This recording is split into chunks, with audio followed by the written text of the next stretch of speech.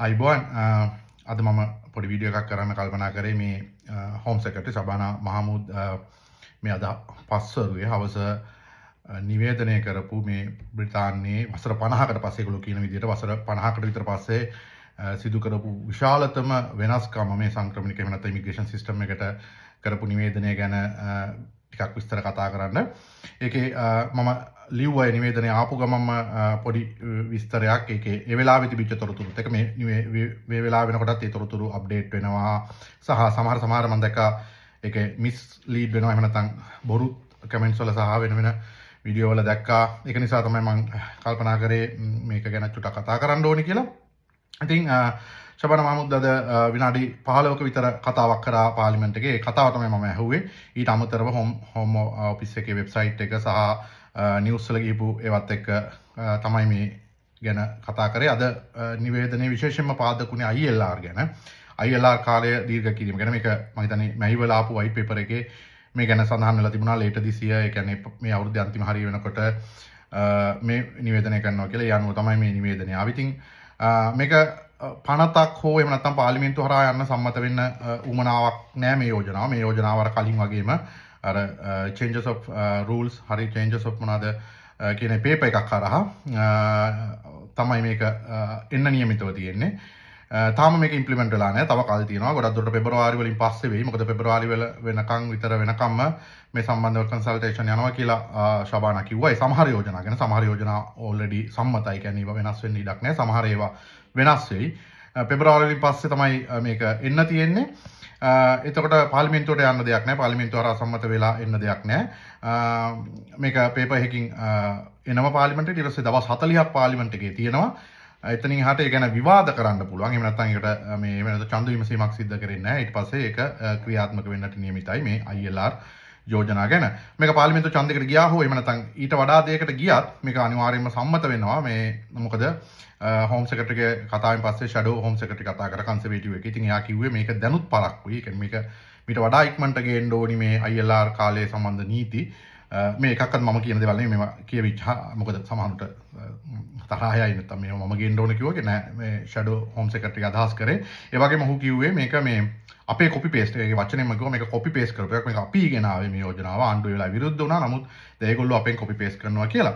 ඉතින් ILR වෙනස් වෙච්ච නීතියේ තියෙන්නේ පැහැදිලිවම ශබානා අවුරුදු ඒක වෙනස් කරන්න කාරණා කීපයක් පාර්ලිමේන්තුවේ තිබුණා. මේක වෙනස් කරන්න වෙච්ච හේතු අංක එක තමයි අර සුපුරුදු විදිහටම රිෆෝම් UK වලට තියෙන බය. එයා එක කියවුණා යාගේ. ඒ කියන්නේ මේ ඉමිග්‍රේෂන් අපි පාලනය කරන්න ඕනේ. එහෙම නැතුනොත් මේක අන්තවාදීන්ගේ අතර එහෙම නැත්නම් ඒ වගේ වචනක් තමයි මම හිතන්නේ මතක විදිහට පාවිච්චි කරේ. කියන්නේ ඔය රිෆෝම් UK දිනන එක ගැන තමයි ඒගොල්ලෝ කිව්වේ. ඒගොල්ලන්ගේ අතර බලය යන්න ඊට තියෙනවා. ඉතින් ඒ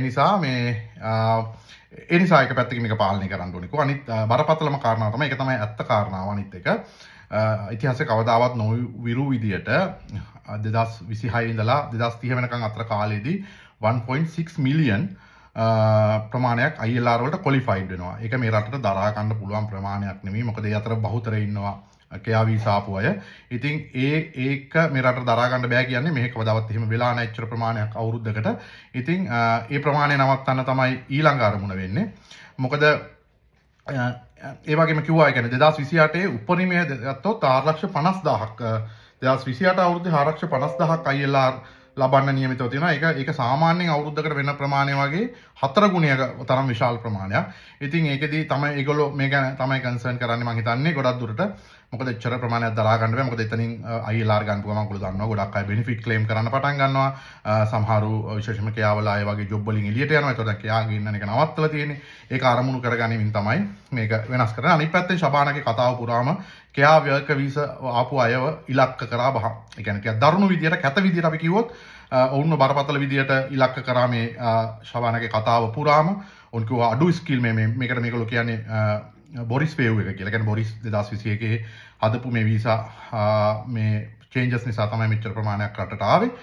බොරිස් වේව් එක නිසා අඩු ක්වොලිෆයිඩ් විශාල ප්‍රමාණයක් රටට ඇතුල් වුණා කෙයා වීසා හරහා. එහෙම නැත්නම් ඒ වගේම තමයි මට මතක විදියට කියමු නම්බර් එක වේකන්සිස් වෙලා තිබිච්ච 12000ක් වගේ 24000ක් to 12000ක් වගේ ප්‍රමාණයක් පුරවන්න ලක්ෂ 6කට වඩා ප්‍රමාණයක් කිසිම හේතුවක් නැතුව රටට ආවා. නමුත් ඒ ප්‍රශ්න විසඳෙලවත් නැහැ කියන එක තමයි කිව්වේ. ඉතින් ඔය වගේ කාරණා. ඉතින් ඔය වගේ කරුණු දෙක තුනක් හින්දා තමයි මේ ILR කාලය අවුරුදු 5 සිට 10 දක්වා දීර්ඝ කරන්නේ. බේසිකලි අවුරුදු මේක වෙන්නේ මෙහෙමයි. ILR එක 5 ඉඳලා 10 වෙනකම් හැමෝටම දික් වෙනවා, වෙනස් වෙනවා. මෙච්චර කාල 5කින් ILR වලට ක්වොලිෆයිඩ් වෙච්ච එක අවුරුදු 10ක් වෙනකම් නීති අනුව රටේ වෙනස් වෙනවා. ඒ අරෙන්ද එතනදී එතනින් සමහරුන්ට ඩිස්කවුන්ට් වෙනවා, සමහරුන්ට ප්ලස් වෙනවා, ඇඩ් වෙනවා. ඒක තමයි මේ වෙන්නේ. එතන හැමෝටම අවුරුදු 10 වෙන්නේ නැහැ. රටේ නීතිය අවුරුදු 10. ඒකෙදී සමහරුන්ගේ බෙනිෆිට් එහෙම නැත්නම් සමහරුන්ගේ ක්වොලිෆිකේෂන් මත ඒක ඩිස්කවුන්ට් වෙනවා. සමහරුන්ගේ ක්වොලිෆිකේෂන් කියන්න බෑ. සමහරුන්ගේ තියෙන විවිධ ප්‍රශ්න මත ඒක අනිත් පැත්තට ඇඩ් වෙනවා, දික් වෙනවා. උදාහරණයක් විදිහට ගත්තොත් අවුරුදු 10 නීතිය අවුරුද්දකින් අඩු වෙනවා. ඔයාලා ඩිග්‍රී ලෙවල් එකට ඉංග්‍රීසි ඒගොල්ලෝ නිර්ණායක ගෙනෙයි. ඒ ලෙවල් එකට ඉංග්‍රීසි කතා කරනවා නම් ඒ කියන්නේ මම හිතන්නේ එක්සෑම් එක පාස් වෙනවා නම් අවුරුද්දක් අඩු වෙන. ඒ කියන්නේ අවුරුදු 9න් ILR වලට ක්වොලිෆයිඩ් වෙනවා. එහෙම නැත්නම් 1,25,000ක් ඇනුවල් සැලරි එක ටැක්සබල් ඉන්කම් එක වැඩි නම් අවුරුදු 3න් ඒ කියන්නේ අවුරුදු 7ක් ඩිස්කවුන්ට් වෙලා අවුරුදු 3න් ILR වලට ක්වොලිෆයිඩ් වෙනවා. අර ග්ලෝබල් ටැලන්ට් රූට් එකේ තියෙන එකම තමයි ඒ වෙන්නේ. ඒක බිස්නස්මන්ලට ඒක අරමුණු කරගෙන ලෝකේ ධනවතුන් මේ රටට ආකර්ෂණය කරගන්න බලාගෙන තමයි සහ ක්වොලිෆයිඩ් අයව ආකර්ෂණය කරගන්න බලාගෙන. ඊට අමතරව පබ්ලික් සර්වන්ට්ස්ලාට අවුරුදු 5න් ක්වොලිෆයිඩ් වෙන රාජ්‍යාංශයේ වැඩ කරන අයට, ඩොක්ටර්ස්ලාට, ටීචර්ස්ලාට, NHS අයට අවුරුදු 5න් ක්වොලිෆයිඩ් වෙනවා. ඊට අමතරව සමහර මේවා ලොකුවට ලක්කා වැඩ අදාළ වෙන්නේ නැහැ. ප්‍රජා සේවය ඔය කියන ඒ කියන්නේ ඔය මොනවද ඒකට කියන්නේ මටත් ඒ කියන්නේ වොලන්ටරි වැඩ කරන අය අවුරුදු 7න් වගේ කියන අවුරුදු 3ක් ඩිස්කවුන්ට් වල අවුරුදු 7න් ක්වොලිෆයිඩ් වෙනවා. ඉතින් ඔය වගේ විවිධ කැටගරි වලදී ක්වොලිෆයිඩ් වෙන ඊළඟට 50000ට වඩා සැලරි ගන්න. අනේක වැද්දේ තමයි. මොකද ගොඩාක් අය ඉන්නවා 50000ට වඩා සැලරි ගන්න. ඉතින් ඒගොල්ලන්ටත් අවුරුදු 5ම තමයි. ඒක අවුරුදු 5 රිමේන් වෙනවට වඩා වෙන්නේ අතම අවුරුදු 10ට ගිහිප එක අවුරුදු 5ට ඩිස්කවුන්ට් වෙන එක. ඉතින් ඒ වගේ ඒවා ඊට අමතරව මේන් ඇප්ලිකන්ට් ක්වොලිෆයිඩ් වුණු පළියට ඩිපෙන්ඩන්ට්ලා ක්වොලිෆයිඩ් වෙන්නේ නැහැ. ඒ කියන්නේ දරුවෝ ක්වොලිෆයිඩ් වෙනවා. නමුත් හස්බන්ඩ් හෝ වයිෆ් ක්වොලිෆයිඩ් වෙන්නේ නැහැ. ඒගොල්ලෝ වෙනම එන්න ඕනේ. ඒ කියන්නේ මම හිතන්නේ ඒගොල්ලන්ට සැලරි උමනාවක් තියෙනවා කියලා. ඔය කියන්නේ ඔය ඉංග්‍රීසි එක්සෑම් එක කලින් ඉංග්‍රීසි එක්සෑම් එක පාස් වුණා නම් මේන් ඇප්ලිකන්ට් අනිත් හැමෝටම හම්බ වෙනවා. නමුත් මෙතනදී වෙන්නේ මම හිතන්නේ ඒගොල්ලෝ වෙනම ක්වොලිෆයිඩ් වෙලා එන්න ඕනේ. ඊට අමතරව අර ක්‍රිමිනල් රෙකෝඩ් නැති වෙන්න ඕනේ. ඔය කලින් දීපු ටික හැමෝම තියෙනවා. ඊට අමතරව විශේෂයෙන්ම මේ කෙයා වීසා ඉන්න අයව ටාගට් කරලා තමයි තව අවුරුදු 5ක් ඇඩ් කරලා අවුරුදු 15ක් කරයි. තාම ඒ කියන්නේ බරපතල තීරණයක් එක. ඒවා වෙනස් වෙන්න ඉඩ තියෙනවා. අපිට ඒවා එහෙමයි කියලා කියන්න බෑ. මොකද තාම කන්සල්ටේෂන් වලට යන නිසා. නමුත් මේගොල්ලෝ ඉලක්ක කරනවා මේ කෙයා වීසා ටිකම. මොකද කෙයාරස්ලා PR දුන්නොත් ඒගොල්ලෝ එතනින් අයින් වෙයි කියන බය තමයි මම හිතන්නේ ගවර්න්මන්ට් එකට තියෙන. ඒක තමයි මෙච්චර කාලෙක මෙච්චර පස්සට දාන්නේ. ඒක නඩු ක්වොලිෆයිඩ් කියලා එළියට අපිට කියන්න වෙන කතාවක්. නමුත් මේගොල්ලන්ට බයයි දැන් කෙයාරස්ලා ගෙන්නන එකත් නවත්තලා තියෙන නිසා කෙයා ඉන්න අයට PR දුන්නොත් ඒගොල්ලෝ එතනින් අයින් වෙලා වෙන ශේෂ්ත්‍ර වලට යයි. සහ එහෙම නැත්නම් ගෙවල්ලා නැවතලා බෙනිෆිට් ගනි කියන කතන්දරේ මත තමයි මම හිතන්නේ මේ අවුරුදු 15ක් මේ කරන්නේ. ඊට අමතරව බෙනිෆිට් ගනිපු අයට අවුරුදු 20ක් සහ 15ක් කියලා වැඩි කරලා තියෙනවා. ඒකදී ඔය ගොඩක් අය පටලගෙන තිබුණා මේ වර්ක් පර්මිට් ඉන්න ගමන් බෙනිෆිට් ගන්න අය නෙවෙයි ලීගල්ලි මෙහෙ ඉන්න අයට මේ රිෆියුජි අයත් අයිති වෙනවා. රිෆියුජි අයත් අයිති වෙන්නේ ලීගල් ස්ටේ එකක් විදියට. එතකොට ඒගොල්ලන් බෙනිෆිට් ගනිපු අය රිෆියුජි අයත් ඉන්නවා සමහරු බෙනිෆිට් ගන්න නැති අය. ඉතින් ඒගොල්ලන්ට තමයි ඒවා අදාළ වෙන්නේ බෙනිෆිට් ගන්නම රිෆියුජි වලට අමතරව ඔය මොනවාද ගෘහස්ත ප්‍රචණ්ඩත්වයේ මොකක් හරි එහෙම වීසා එකක් තියෙනවා මේ මොනවාද ඇබියුස් වල වෙච්ච අයට වීසා එකක්. ඒ වගේ කැටගරි කීපයක් තියෙනවා මම දන්න විදිහට. වර්ක් වීසාම නෙවෙයි ඒවා. ඒවා බෙනිෆිට් වලට එලිජිබල්. ඉතින් බෙනිෆිට් ගන්න අය ඒගොල්ලන්ට තමයි ඒ 10 සහ 20 පස්සට යන්නේ. නැතු වර්ක් පර්මිට් වල ඉන්න ඔය මම දැක්කා සමහරු කියලා තියෙනවා බෙහෙත් ගන්න අය ගැන නොමිලේ බෙහෙත් ඒව මුකුත් අයිති වෙන්නේ නැහැ බෙනිෆිට් වලට. ඒ කියන්නේ ඔයාලට ඩයබටික්ස් වගේ තියෙනවා ෆ්‍රී බෙහෙත් දෙන එක මම කියන්නේ. ඒවා බෙනිෆිට් නෙමෙයි. ඒවා රයිට් එකක් මම දන්න විදිහට. ඉතින් ඒවට බය වෙන්න ඕනේ නැහැ. ඒවා බෙනිෆිට් ගත්ත කියලා මම දැක්ක සමහරු කමෙන්ට් කරලා තියෙන නිසා මම මේ කිව්වේ. ඉතින් කොහොම හරි ඕක තමයි දැනට තියෙන තත්ත්වය. ඕක පෙබරවාරි වෙනකන් තියෙනවා. ඊට අමතරව කන්සර්වේටිව් එකකින් කිව්වා පුළුවන් තරම් ඉක්මනට මේක ගේන්න. මොකද මේ රූට් එක පටන් ගත්තේ මේ වීසා රූට් එක ජනවාරි වල 2021. ඉතින් ලබන අවුරුද්ද ජනවාරි වෙනකොට PR ගන්න පටන් ගන්නවා. ඉතින් ඒ නිසා ඒක පටන් ගන්න කලින් ගේන්න කියලා තමයි කන්සර්වේටිව්ලා කියන්නේ. ඉතින් නමුත් එච්චර ඉක්මනට එන එකක් නෑ. මේකේ අතර ක්වොලිෆයිඩ් වෙන අයට ටක් ගාලා දා ගන්න පුළුවන්. ඒ වගේම මේක PR තියෙන අයටත් ලොකු තර්ජනයක් එල්ල කරා මේ පාර. ඒ කියන්නේ PR වලටත් බෙනිෆිට් කැන්සල් කරනවා කියලා. ඒ කියන්නේ පාස්පෝර්ට් තියෙන අයට විතරයි මෙතනින් එහාට බෙනිෆිට් ගන්න පුළුවන් කියන එක මේගොල්ලෝ කියනවා.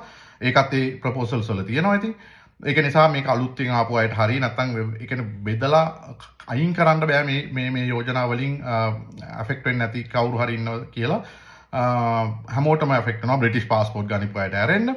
ඊට අමතරව ඉතින් අර සමහර ඒවා එහෙමම තියෙනවා විශේෂයෙන්ම බ්‍රිටිෂ් කෙනෙක් මැරි කරපු කෙනෙක්ට ඒගොල්ලන්ගේ දරුවන්ට ඒ පහ එහෙම හම්බ වෙනවා. ඊළඟට EU පාත් එකේ ඉන්න අයගේ මුකුත් වෙනස් වෙන්නේ නැහැ. ඒ අරෙන්ද අලුතෙන් ආපු ගොඩක් අයට මේක බලපානවා.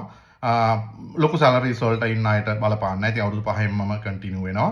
ඒවා තමයි දැනට තියෙන තොරතුරු. ඉතින් මේක පාර්ලිමේන්තු විවාදයකට නොගිහින්ම සම්මත වෙන්න දෙයක් නැහැ. කියන්නේ පේපර් එකකින් එන නිසා ඒක ඉම්ප්ලිමන්ට් වෙයි. පරක්කු ඒ කියන්නේ පෙබරවාරි වලට එහාට යනවා. ඉතින් ඊට කලින් තියෙන අය තමයි මේව කරගන්න වෙන්නේ.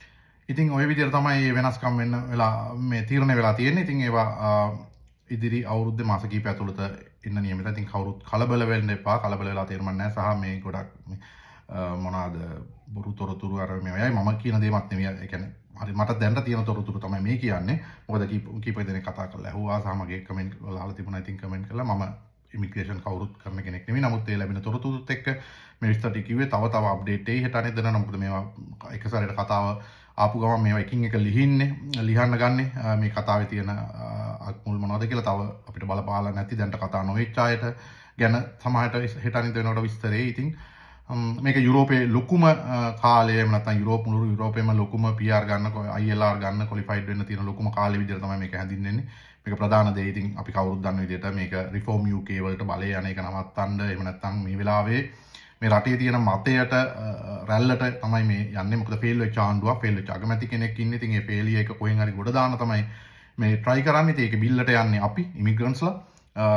ඒක පැහැදිලි. ඉතින් ඒ නිසා මේ ලාභ ඉතින් කවුරුත් එක බෝට්ටුවේ ඉන්නේ. ඒ නිසා මේ එකිනෙකාට නිකන් කලබල වෙලා නැතුව අපි මේකෙන් ගොඩ යන්න ගන්නේ. එහෙම නැත්නම් මේ ගැන තියෙන කොහේ හරි ෆෝරම් වලට එහෙම නැත්නම් පෙත්සම් වලට වගේ අස්සම් කරලා හරි එහෙම නැත්නම් මොන හරි තැනකදී සාකච්ඡාවක් වෙන තැනකදී ඒව නියෝජනය කරන්න පුළුවන් නම් ඒක තමයි ලොකුම දේ.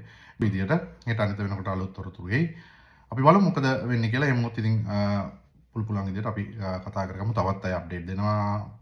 සිංහලෙන් සහ ඉතින් ඔරිජිනල් නිවුස් වෙබ්සයිට් වලත් අප්ඩේට් තියෙනවා. හෝම් ඔෆිස් වෙබ්සයිට් එක ෆලෝ කරන්න. ඒකේ තියෙනවා. පාර්ලිමේන්තු වෙබ්සයිට් එක ෆලෝ කරන්න. ඒ වගේ විස්තර තියෙනවා. ඉතින් ඔරිජිනල් සෝසස් විදියට ගොඩක් අහලා තිබුණා මොනවාද කොහෙද මේ සෝසස් කියලා. ඉතින් ඒවයි තමයි තියෙන්නේ ඔරිජිනල් සෝසස්. ඉතින් හැමෝම ෆලෝ කරලා ඒ තොරතුරුත් එක්ක ඉන්න. එතකොට අලුත් තොරතුරු එහෙම නැත්නම් තමන් අයිති වෙන්නේ කොතෙන්ද කියලා හොයාගන්න පුළුවන් වෙනවා. බොහොම ස්තුතියි. මේක ඉතින් කැමති කෙනෙක් බලලා කියන්න විස්තරයක් දැනගන්න ඕන කෙනෙක්.